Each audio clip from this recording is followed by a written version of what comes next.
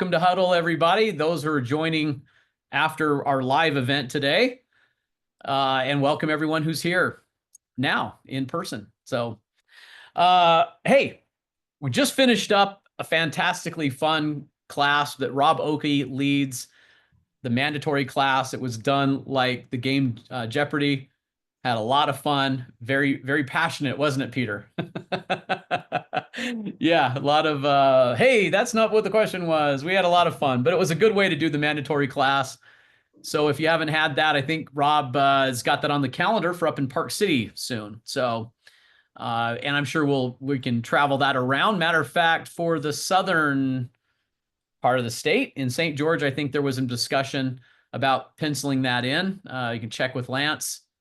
I'm sure he's got some plans for that because I know we've been talking about it. Anyway, a great class. We're going to talk about today, Mike, I think we want the single party listing, and we're talking about pricing listings and things like that. That's kind of our subject matter today, right? I think that's what we teed up.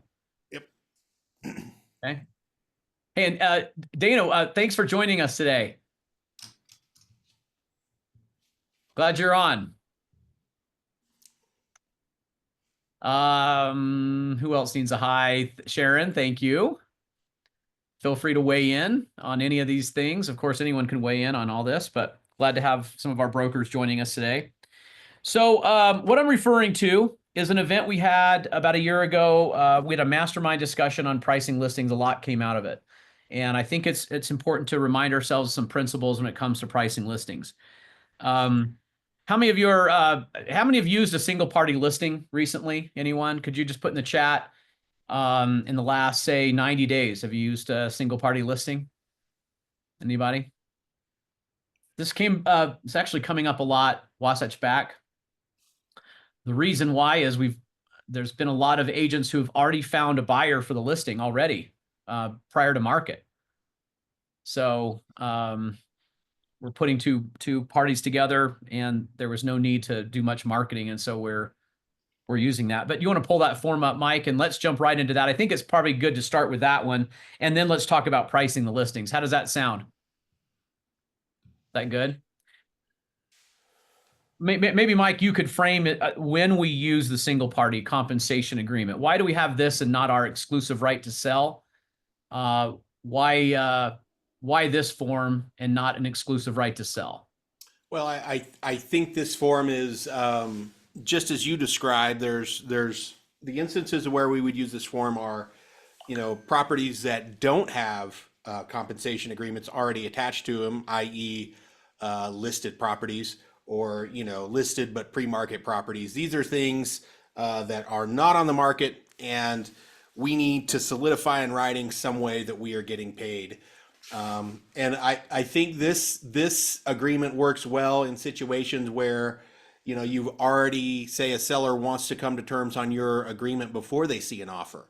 This is the way that you would solidify how you're getting paid, and who's doing what as regards to that. So that's when you would most likely use this document. Yeah, I think see number 5 there. Pan up just a little bit. This is not a listing. I think that's a good reminder that, meaning that we are not being asked to solicit offers, market the property. What we're doing really is putting parties together. So, well, let me ask you this. Go back up to the top. Does this document create agency? And if it does, who does it create agency with? So if it's not a listing, then what is it? Give a chance to look at that. Some of you are driving going, I can't see. Here, I'll read it for those driving. Paragraph 4.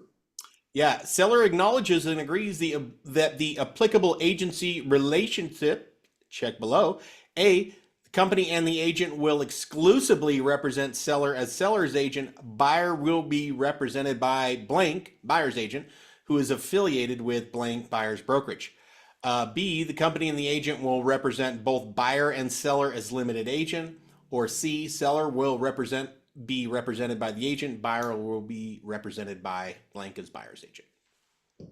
All right. So back to does it create agency? It does. It does create agency. And here we have our choices. So we're going to represent both buyer and seller as limit agents. We're going to represent one party or the other, or there's another agent on the other side. So why would we do this one? Like, what's the difference in this and an exclusive right to sell?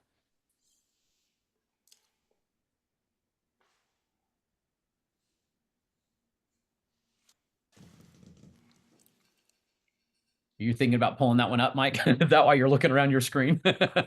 No, I'm looking for comments and see what's going on. See if I Okay. can get the comment. Yeah. Yeah, to me, this one is sort of opens up, and I already saw the line. Actually, it's right here. Um, Not a listing. And Kimberly says not marketing the property. So paragraph 5 in the single party compensation agreement says this agreement is not a listing agreement and does not require the company and the agent to solicit offers on the property from buyer, nor does it authorize the company and the agent to solicit offers from any other person or entity. And then it goes on to explain that we're not putting signs, or we're not marketing this, and we don't have the requirement to put it on the MLS as well. Read that where it says in the event. Let's just make sure that we're clear that we're still disclosing the terms. Yeah, So, in the event of a closing of a transaction between seller and buyer, seller authorizes the final terms and sale price for the property to be disclosed to any MLS in which the company participates, consistent with the requirements of the MLS. so to be clear, we're not getting authorization to not disclose the final sales price in terms of the closing. So that's not what this is. Now, does this trigger any other document you think that we may need?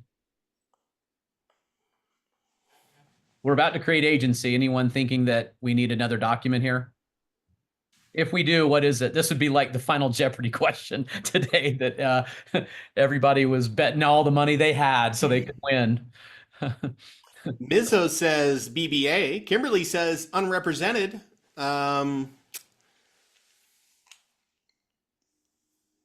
Okay. Good answers.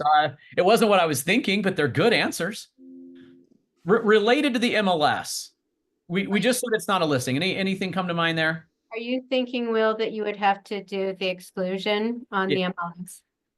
Yeah, if we're going to create agency and take on a single party listing, and I know we say it's not a listing, and some of this is lingo here, we would need that MLS exclusion for a lot of reasons. Even if it has nothing to do with the MLS itself, it's still we're having this discussion with our client that the marketing and exposure of the property is not there. So you're choosing to negotiate with one party, and there's some real problems with that. Like, a lot of people have a sense of urgency when there's a fear of loss. Right? If you have fear of loss. So when a buyer's really interested in a house, do you think it creates urgency when you hold it open? Oh, yeah. If they really like the house and there's a for sale sign in front of it, do you think that creates urgency? Oh, yeah. If it's on the MLS, does it create urgency with the buyer who really wants it? Of course it does. So there is a risk here when you turn off all this exposure and just leave it to let's negotiate with one person. There's no sense of urgency because could be because there's nothing going on. No one else knows about it. So there is a problem there. When you represent a seller, they need to be reminded that. That's why I like the MLS exclusion form, because it forces us to have that discussion that you're missing the exposure and the value of the exposure. So good answers. So there's another document that we're going to need here. If you're on the buyer side, then you need a buyer broker agreement, right? If you're going to lean on this one because you are the buyer side and a listing agent says, I've created a single party listing, you still need a buyer broker agreement. Okay. What else do we want to talk about with this form? Any other questions about this? When to use it? We use it when we already have a buyer, right? We're no sign, no advertising, no marketing. We already have a buyer. Or you know of an agent who already has the buyer. Yeah, I think it's important to note here. There may be a tendency to view this as a way to get compensated. Well, we get compensated in the purchase contract. Only the buyer's agent get compensated in the purchase contract. So that's also another reason why we're using this. Yeah, right. That's on the buyer side. Yeah, seller agrees to compensate buyer's broker, not listing side. So listing agent needs this document to be compensated. Hence the name, single party compensation agreement. So let's go through that section 1, Mike, and then I think we could probably move on after that. But Okay. let's go ahead into section 1. Yeah. Paragraph 1, compensation to the company. Subject to the terms and conditions set forth below, seller agrees to pay the company a brokerage fee that is equal to either a dollar amount or a percentage of the purchase price for the property as shown on the final settlement statement signed by the seller and buyer referenced below. Seller's obligation to pay the brokerage fee is conditioned upon a seller entering into a written real estate purchase contract with blank buyer to purchase or exchange the property on terms mutually acceptable to seller and buyer during the period commencing on the effective date referenced above and expiring on, enter a compensation date there, that's the compensation period, and B, buyer closing the purchase of the property as required on the terms of the Rep C entered into between seller and buyer. The brokerage fee shall be due at closing of the purchase as defined in the Rep C, and that's paragraph 1. All right, here's the golden question. Well, what do you put in there? Do you put 6 or 3? I mean, as much as you can get away with, I think is the answer, Will. As much as you can get away with. Well, are we going to be offering a compensation to the other side? I mean, you see where we get confused? Mm-hmm. Is this a listing? No, not a listing. So what are you putting in there? Are you putting in 3? Or are you putting in, what are you putting here? In the absence of other answers, my answer would be that in this new world, we need to be looking out for ourselves. It is not our responsibility to get a buyer's agent paid. In this scenario, specifically. Okay. So I guess which one of our scenarios is that? Let's go down to that number 4.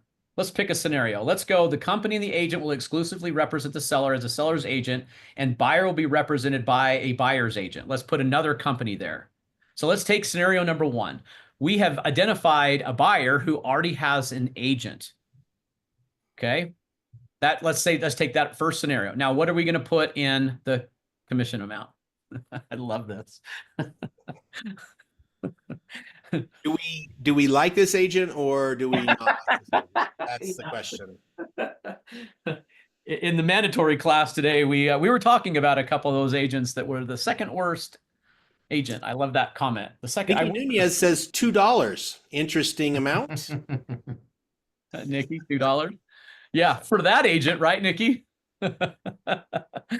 Congratulations, I've negotiated your value. Yeah, I think, I mean, if I were the buyer agent in this scenario and I know that a listing agent is going to get a single party compensation agreement signed, it would depend greatly on my trust and confidence in the listing agent's ability or trustworthiness to get my commission secured. And I don't know that I would default in the majority of situations to just letting them negotiate that fee for me, especially given that there's an expectation now of an amount being entered into on the contract. Very good. All right. So that kind of tees it up. If we're going to put 6, then what's our next move with this buyer agent who already has the buyer?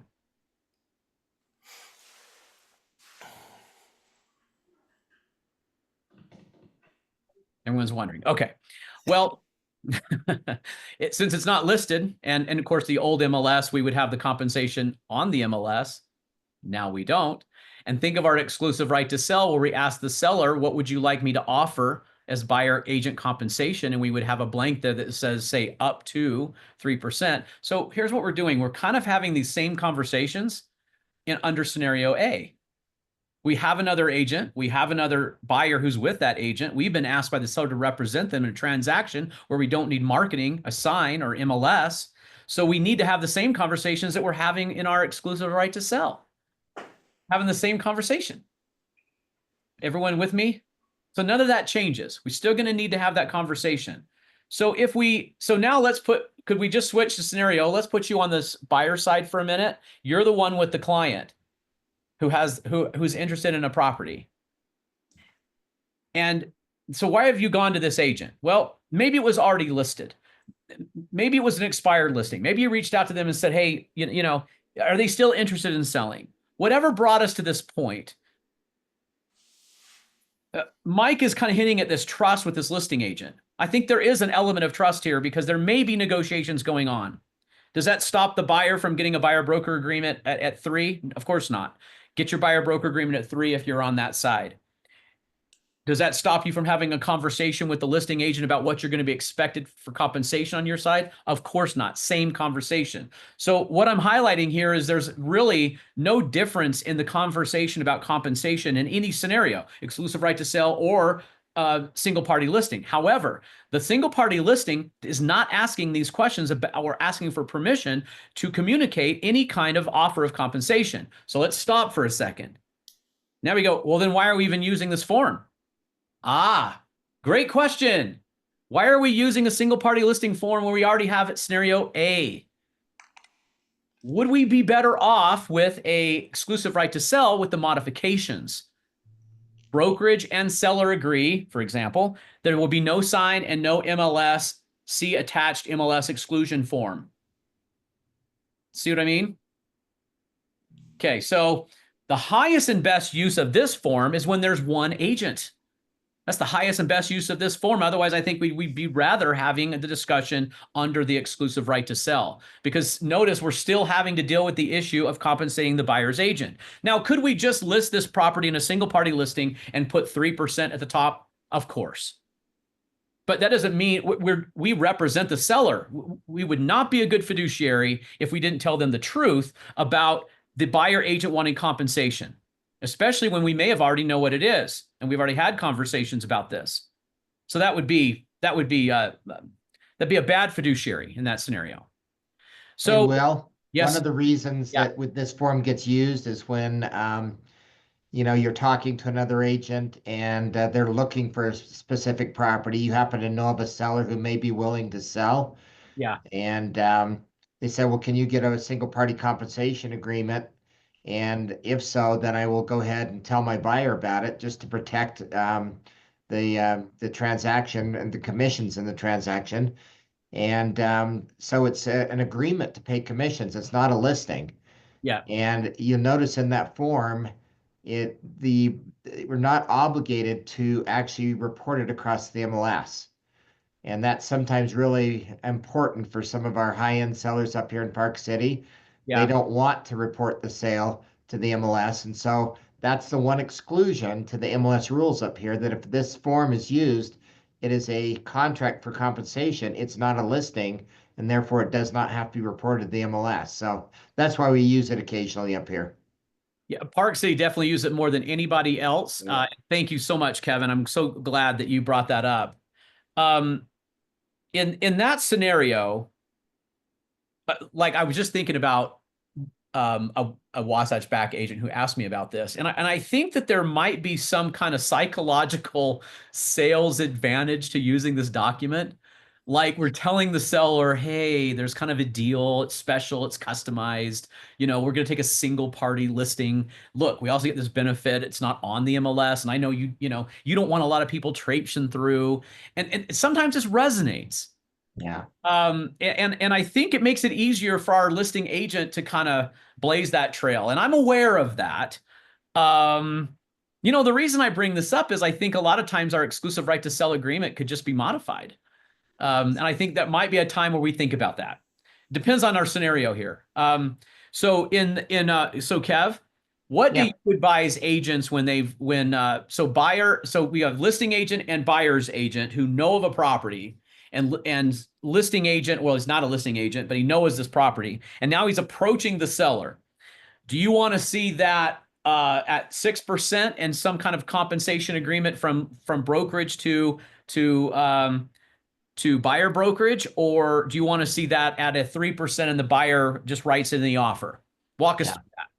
Well, typically we'll get that signed and let them know that we're offering up to 6, because we don't verify it and then ask them to put it right in the offer. So then the REPSI comes in, and if the seller's willing, then the seller will actually sign that REPSI, which ratifies what the BAC is going to be. So you would prefer that listing agent to get that to 6? Because it doesn't say, you want to go back to the form, Mike, real quick? It could be anything. I mean, the seller may say, "Hey, yes, bring the buyer. I'm interested in selling. I'm not interested in listing, but I'm interested if you've got somebody, a qualified buyer. Um, let them know I'm interested." But they may say, "Hey, I'm only willing to, to pay a total of 4%." Right. And if that's the case, then we communicate, hey, the seller's only willing to pay X towards the buyer broker agreement or buyer's compensation. Bring an offer and ask for something in the rep C and see what he says. Yep. And talking through, thank you for that, Kev. It's really good. Really, this is why we do these huddles. I think you got to stop and think about a couple. Let me start with listing agent. Okay, this comes up. Well, what happens if this deal fails? What do you think the listing agent or seller agent wants? Well, they want to keep a listing, right? They want to might want convert it to a full-blown listing. Yep, they want to convert it to a full-blown listing. And so, well, then maybe we should think about modifying our exclusive right to sell instead of starting off with the single party listing and have the rights to market later, but address that today. So that's one way to look at it. And yet in the same conversation, I'm talking about these personalities, and you have to analyze this, you guys. The seller's saying, look, I don't want to pay a full commission when there's no marketing. And perhaps we're all right with that. We want to do deals just like you guys do. And certainly if we don't have the expense and time and that it takes to market a property, of course we're okay with a discount on the commission. But it does kind of lean towards, well, you're going to give me a discount if I go to a single party listing. And just so you know, the brokers are not making that decision. You guys have to make that decision, and then we'll back you. Right? We understand that if we probably lead off with a single party listing, we're probably going to end up giving a concession more often than Let's not call it a single party listing. It's only a compensation agreement. right. It's really not a listing. And so Correct. that's the thing the seller is trying to avoid sometimes. And it's also something the buyers a lot of times want to avoid, because they're going to go in and say, well, listen, since I'm buying it directly from the seller and I'm looking for a deal, I don't want to disclose what I paid for it because I may be interested in selling it in the future. And that's usually the reason around using this form is non-disclosure to the MLS, which Yeah, isn't allowed in the Wasatch Front, right. but it Right. is based off of this particular form. Because if you take a full-blown listing, you're required to report it to the MLS. Hey, Kev, let me just clarify something because we went over this right before you got on the call, but maybe we have a Park City version and maybe we have a different version. Under Section 5, it says that the seller authorizes the final terms and sales price of the property to be disclosed to the MLS. So is there a Park City version of a single party listing that says that there is no obligation to disclose? Or are we taking since it's not, and I think we've had this conversation with the Park City Board before. It authorizes us to share it with them, but our Park City MLS rules are that if it's not a exclusive right to sell versus this, then it doesn't have to be reported. So the difference in having authorization to share versus having to share it. Exactly. Got it. Everybody good on that? Because it's consistent with the requirements of the MLS. So the Park City MLS is different than the Wasatch Front. Yeah, Park City is not requiring it, although we have the authorization in this document. Yeah. So it is something you're going to have to talk through with the seller if you're doing Wasatch back, transactions, because the Park City MLS is not requiring it, even though we have authorization to, because it is not a listing. Right. Good clarification, Kev. Thanks. Okay, let's move off the document. I think really high arching advice here is to involve your broker in these discussions, and let's come up with the best strategy. And let's see if we can do a deal. If we have to make concessions on commission because we already have a buyer in play and we're not marketing it, of course, we're open to all that. And we want what's best for you as well. So, and that might mean that we modify an exclusive right to sell. It may mean that we stay with the single party listing. Okay. All right. Mike, now we're going to be talking about, well, how do you know your listing's overpriced? What do you do if it is? How do you make sure you set proper expectations with sellers about price? you know, when you're going into taking a listing, and what can we learn from all of this? I'm looking at a document, Mike. I'm not sure if you can find it. I do have it on my screen. I could share if you want, or if you want to drive, you can, but it's really it's called, Go ahead and share it, Will. go ahead and share it. Okay. I think I've got it. Oh, I've got it shrunk here. Hold on one sec. This was a discussion we entitled "Navigating the Issue of Price." So let me share it for a minute for those who want to look and get a visual, so you'll see what I mean. There's really, to keep this as simple as we can, I think there's 3 different points of view, and also using the 8 factors. So Zoom share. Okay, share screen. Here we go. All right. Does that look okay, Mike? Yep, looks good. Okay, navigating the issue of price. So first of all, how do we know your listing is overpriced? So one, there's no offer, and I put within a time frame. So what is that? 6 months? 3 days, 6 weeks, 6 days? What does that mean when you're starting to feel like you don't have the right price? Similar to considerations with numbers of showings and time frame, this is the visual I wanted to remind you of. So consider something like 30 days. In 30 days, do you have no offers? Yes, no offers. Okay, 30 days, what's your showings like? Just talking to Anthony Arossi and Stephanie the other day, they've got a really neat property in Sugar House. It's only been on the market for 3 weeks. There's no offers, but lots of showings.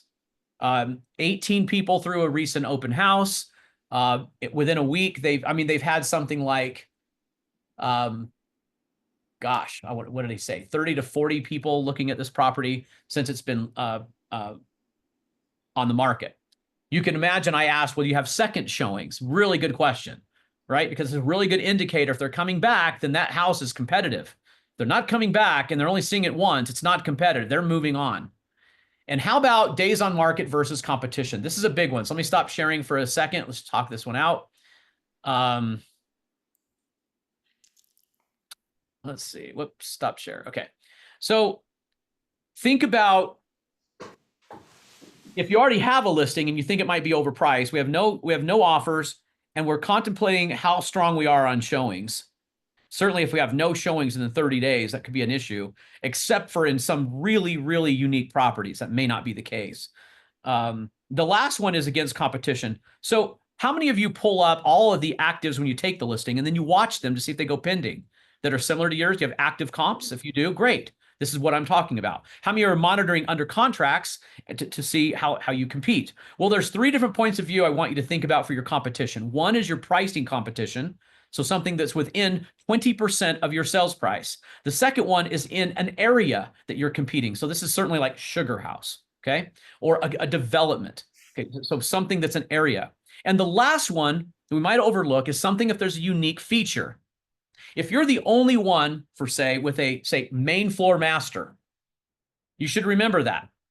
Only go find your main floor master. This is under the feature lenses. So think about all the points of view we're going to look at here. We're going to look at how do I compete with pricing, 20% either side. How do I compete with my area? So forget price, just forget price altogether. What's going under contract in Sugar House? Don't even think about price. Throw that away, look through another set of lenses. What is the unique feature about the property you have listed?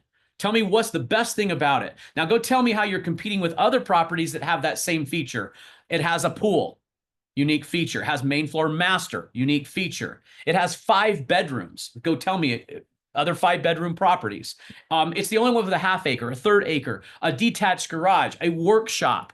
I could go on and on. What is it that's the feature? And this is using the factors that weigh in on how long a property takes to sell, what it will sell for, and what percentage we get. The factors, if you remember that, it's really looking through those lenses. So this is a really good way to start to truncate down and get a focus on whether or not we're overpriced and how we're doing. Now, when would be ideal to have this kind of discussion with your seller? What did you say, Nikki? During your presentation. During your presentation, says Nikki. Right. Yeah. We want to have this expectation set right from the start. Thanks, Nikki. Yeah, that's, of course, that's the best time to have this, but we need to educate them on what is our ongoing process. Would everyone memorize this, please? Memorize is the one thing you remember about all today, other than BYU one. Just to crack myself right up. I get, latchkey kid. This is what that is. You must be able to entertain self. The wisdom of the market is more accurate than any other opinion of value. Repeat that back, even if you're on mute. See if you can say that back. The wisdom of the market is more accurate than any other opinion of value. Well, I've got an appraisal. Doesn't matter. The market knows best. So I'm not the bad guy. It's not Will's opinion. It's not Berkshire's opinion. It's not the broker open house opinion. It's the market's opinion. So what we do is we study the market's reaction to the property. Showings, so offers, showings, and competition. And that's the market. We're saying what happened with my actives, what happened with my under contracts, what happened with feature comparison, price comparison, area comparison. The market will tell us that because the wisdom of the market is more accurate than any other opinion of value. I'm not the bad guy.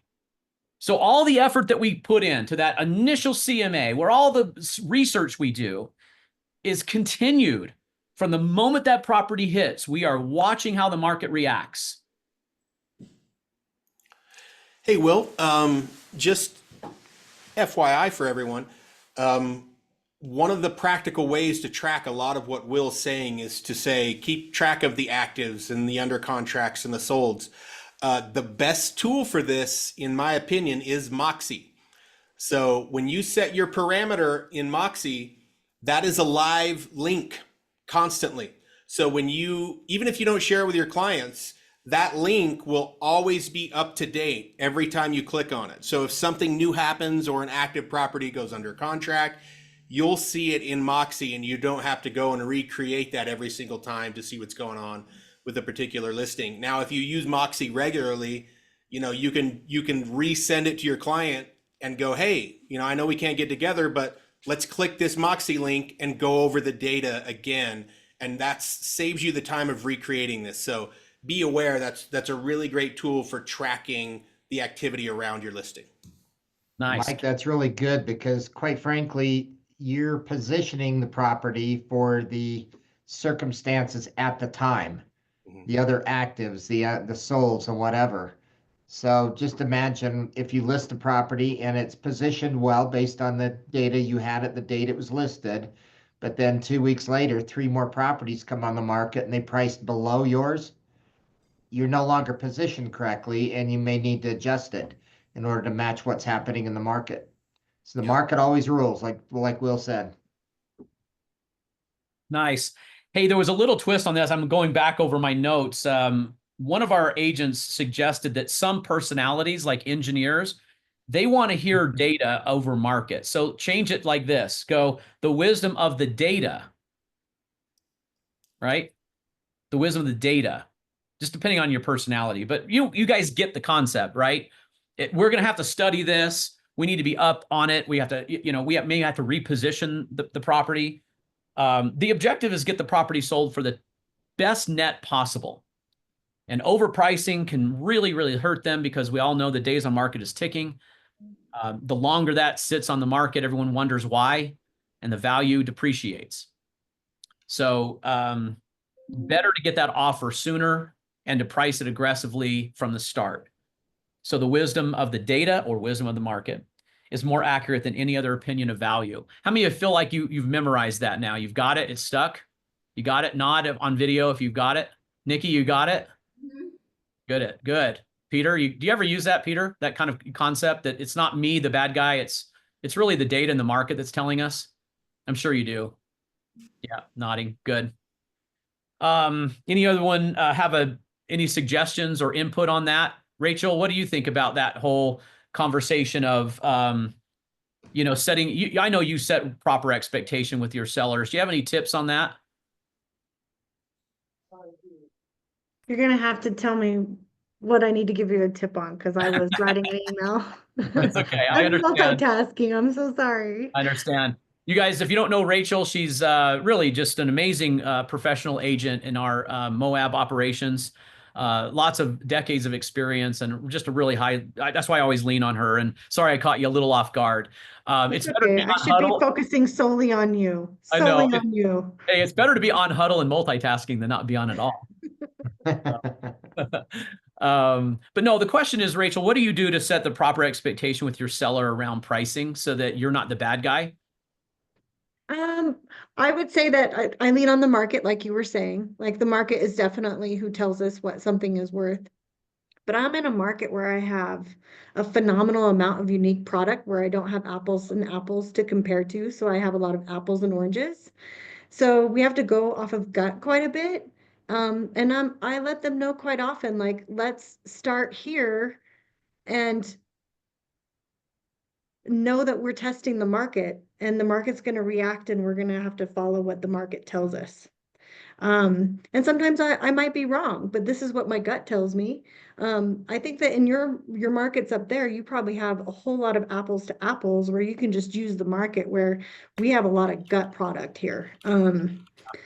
And then we have a lot of sellers that have their own inflated thought of pricing, and we try to bring them back down to reality. And then we also let them know that, okay, we'll try your price, but it might take you years to sell. And so sometimes I tell people, it might take you 2 to 3 years, but I strive to always under promise and give them a reality check of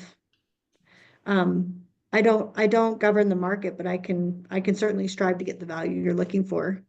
Nice. Let me give you a little more twist on that. Let's continue this conversation. What do you do when you know you've gone up against another agent? Perhaps you even know the agent. In Moab, you likely would. Yes, we And know them that all. other and that seller says to you, well, so and so said that I could get X, and that X is higher than what you think the ceiling is. How do you how do you cope with another agent who seems like they're trying to even buy the listing by telling the seller that they can sell it for more, and you know that that's really pie in the sky. Well, how do you handle that? I tell them that I feel like their value is overinflated. And I remind them that I sell more real estate in this market than anyone else. And let them know that that's far above what I think it will sell for. You can try that, but the data doesn't support it. Um, Usually I just go with honesty. I don't want to go and match them and overpromise like the other person because I feel like that other person is kind of not, they're not setting them up for success. And I let them know too that I want to set you up for success. I don't want to set you up for multiple years on the market unless that's what you're prepared to do. Great. That's great. I look, I think a lot of people test our honesty sometimes. This is I remember one agent coming to me saying, I'm really concerned about this. This other agent's $500,000 higher in about a $2 million price point.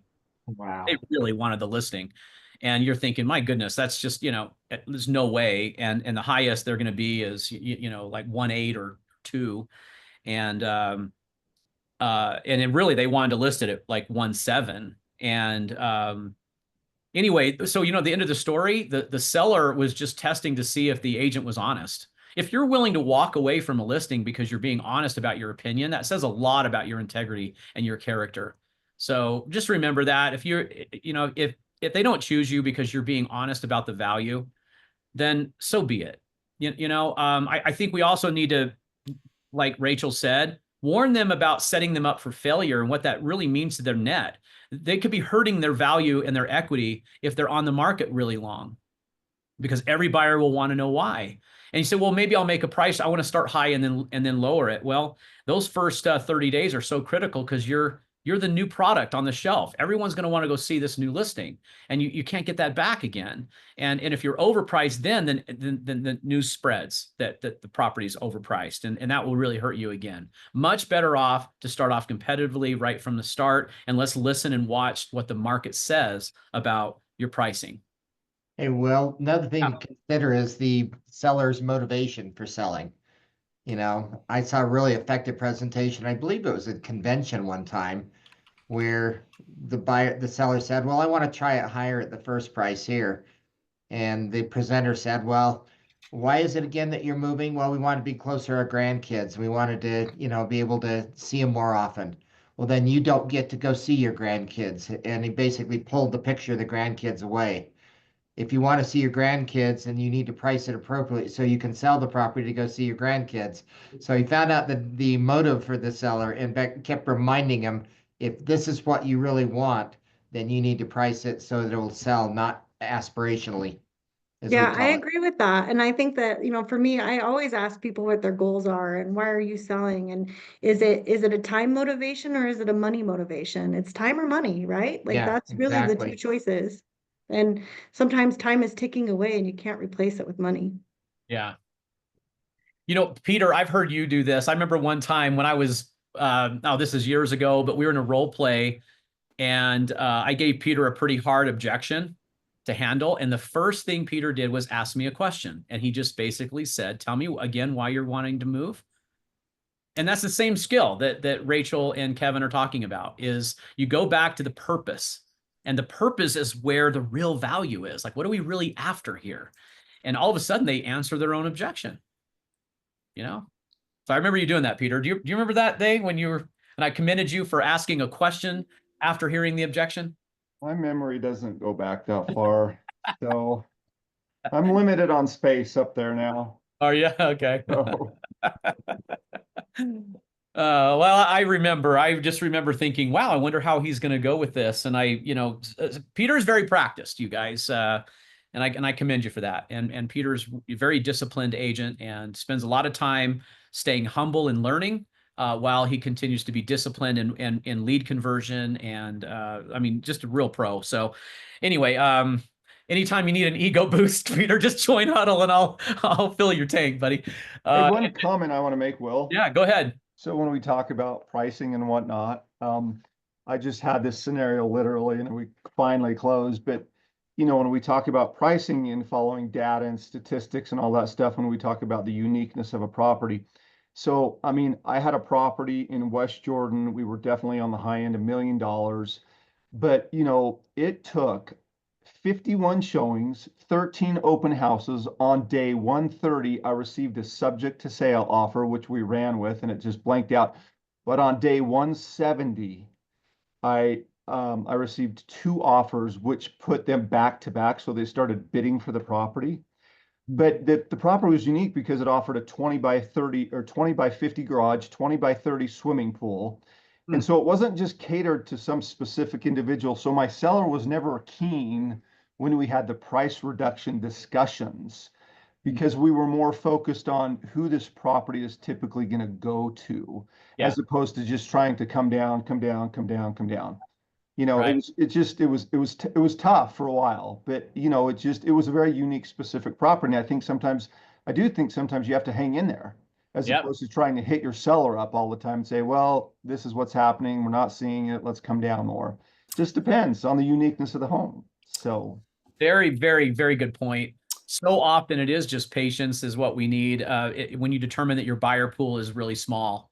And that could be a feature that Peter is saying, shop and garage and pool, or it could be just the price point itself. We may have a smaller buyer pool, so it may take a while. So Hey. really, really good points. Hey, Will, this is a really good segue. Subject I wanted to talk about, which Kimberly brings Okay. up. Her question is, what about when the average days on market is 65? Is there a time you price it and wait for the right buyer? I think what she's getting at here is, and goes exactly to what Peter's saying. I see very often always the solution is drop the price. And I don't agree that that's always the solution, because if the days on market are 60 and you don't have an offer on day 30, does that necessarily mean that you are overpriced? That's, I think we should have that discussion. Yeah. Hey, our buyer pool is telling us that it's not an over stacked buyer pool. When you have a lot of buyers, you sell really quickly because they're pulling that product. We saw that in 21 and 22, and my goodness, we just had so many buyers. So yeah, I mean, we don't have a ton of buyers. We have a good market. I mean, a really healthy days on market's about 60. So, that's a good kind of equilibrium between equal, buyer and seller market. Depends on the price points, of course, guys. But, if you're at 65, and you still haven't sold, then I think you're just starting to ask these questions. Look at through all the lenses, not just one. Yep. And like in a way, like to Peter's point, do we just automatically reduce prices? Of course not. That's a very lazy way. That's an amateur agent who just says, well, if it's not selling, it's price. We all know that price makes up for so many things. I do get that. I know you get that. But let's make sure that we understand the reasoning for it and that we're really taking the time to have the market teach us about what's going on. Every property is so unique. Every market is so unique. I mean, don't you hate it when people say, the market's really tough right now, and you're thinking, are you kidding? I got 3 offers over a weekend, or one agent comes to sales meeting and says, I've got 3 listings that aren't selling and I've had them for 3 months. It's just, it's so different and so unique in every place we go. But what we need is the principles of it all. Okay. So remember to monitor your price competition. Forget about how big they are or where they are. Go broad in that analysis. Then get really truncated down on area, just area, forget price. Then think about features. In Peter's case, what are the other workshops? What are the other pools? If there aren't any, then we really need to stay patient because we're the only game in town that has these features. We just have a buyer pool right now that's not looking for these things. So if we're patient, we can find them. And then, of course, we're monitoring. Sorry, one more point, just make sure driving it home is we're watching those under contracts. And we get those, notifications set up. So we're getting instant data, have our sellers set up so they understand what's selling that's similar to them. Okay, Mike, sorry. No, I think everybody said it really well. I don't know that I have anything to add. I mean, it's just a combination of market, what you've been monitoring, the under contracts, actives, cancellations, all that, in combination with the seller's motivation and the amount of time they're willing to wait. And your instincts, and then you gotta make decisions based on all that information. Yeah, really good. All of us in everything we do, the core fundamentals like honesty to build trust are so important. When you finally have a relationship with someone where they trust you implicitly, wow, you've really accomplished a lot there. And we can't do that when we oversell or we over embellish, or certainly if we misrepresent, or if we're self-centered in our representation in what we do, like what's good for me. It's really good a lot of times to tell clients not to sell when it is best for them. And it's really good to tell a buyer maybe they should wait when it is appropriate for them to wait.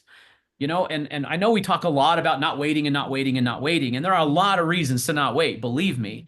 But sometimes it's okay. I think people appreciate that. Really at the end of the day, do you think there's only one grade? You meet with someone, did you improve the relationship when you met with them? While you're being the professional in the relationship, you are the realtor. They know you as the real estate expert. So be that to them. But did you improve the relationship? That's really all you can do. You certainly can't talk someone into selling. And you're certainly not going to sell someone into buying either and, close them or something. So I always try to get my mind straight every time I'm meeting with someone. What is the big picture? What is this really about? How can I help them and be a real trusted guide to them and put my own selfish wishes or wants aside? When we go at it, we've called it commission breath. Sometimes we walk into an appointment and we really need to sell. We've had a gap in closings, maybe it's been a while, we're in a winter and we need a financial winter and we need to get a closing happen. People can pick up on that, so, asking the appropriate questions that's important to them is really how you win in all of this. And you guys do such a good job at that. We're a very dominant listing company. And I mean, that's our core strength is that, we help sellers net the most. That's our objective. That's why they list with us. I had a longtime friend call me up just over the weekend, and she said, I need to sell my dad's house, and it's got a lot of junk in it. And I said, well, look, you might be approached, because I've had this happen before with friends of mine who've been approached by someone who's just going to go give them the wholesale price. We'll get rid of all your junk. Don't worry about the condition. You don't have to warranty anything. They really, really sell this ease of sale concept. And what happens is they give away thousands, tens of thousands, $100,000 of equity. They didn't have to do it. I had to remind her, why do you actually list a property? What we're after here is to get the highest net possible. A lot of these simple sales, easy transactions are really, really hitting you hard on your equity, and it's not worth it at the end. And boy, she sure appreciated the honesty. Of course, in my stage of my career, I said, guys, I mean, my wife may want to help you if you would like that. If not, we could certainly refer you. We've got a lot of great agents, and instantly think of what that does when I'm having these conversations in my circle. It's not about me. It's about what they want and but what's best for them. If there's another agent who can do that, it's not my full-time job anymore. I'm not listing and selling, so I have no agenda here. That what's best for them, and it's really nice to guide people that way with trust and honesty. Well, another great saying I heard, from over the time Yeah. is basically we've never really served a seller client until we've sold their property. And the whole time that we're kind of working through all these issues and adjusting it, repositioning, whatever, have to be brutally honest with them and share the data with them. And then turn to the time-tested phrase of, hey, the advice is mine, but the decision is yours. It's really good. The advice is mine. The decision is yours. I like that, Kev. Good stuff. Anything else everyone has to share? We got about 2, 3, 4, 5 minutes left. Anybody have anything else they want to share on this topic? Pricing, listings?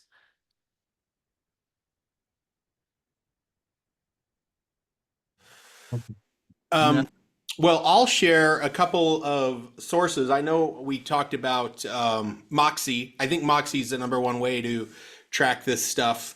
But if someone is more data centric, I think the number one stat you should pull from the MLS is the market summary report. That is not in the Rapid Stats. It's just in the stats section, market summary report. And you could create a really accurate profile of the property, down to year built, type of home, all that. The great thing about it is it's going to give you expired, solds, canceled, and so you'll see them and it separates them the way you need it to. So that's the quickest and easiest way to do that. Another way to help your clients sort of get the accuracy or the tempo of the market is also Real Scout. You could set up market activity alerts to help them as well. If you're not doing Moxie and you're not doing Real Scout, you can go to Market Summary, or if you're just doing Real Scout, you can use the market activity alerts. But there's really great tools out there to save you a ton of time tracking this stuff and staying on top of the data for your listings. So there you go.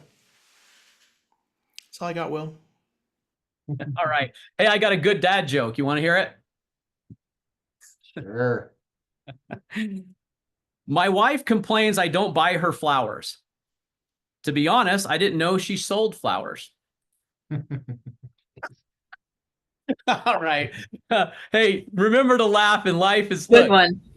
yeah, life is too short, you guys. I hope you have a good time. Remember to laugh and have fun with what you do. I walked around the office here today. We've got 5 TVs, and I'm like, no one's got the game on? Oh my gosh, get the game on, right? Anyway, March Madness upon us, and a lot of other reasons to be happy, including those grandkids, Kev. If someone told me I couldn't have my grandkids, boy, they know what's important to me. Anyway, good tips from everyone. Mike, thank you. Rachel, thank you. Kevin, thank you. Thanks for everyone for participating today. We sure love you all. Hope you have a wonderful, happy day, and you get out there and help someone who needs you, because they're lucky to have you. All right, talk to you later. Thanks, everyone.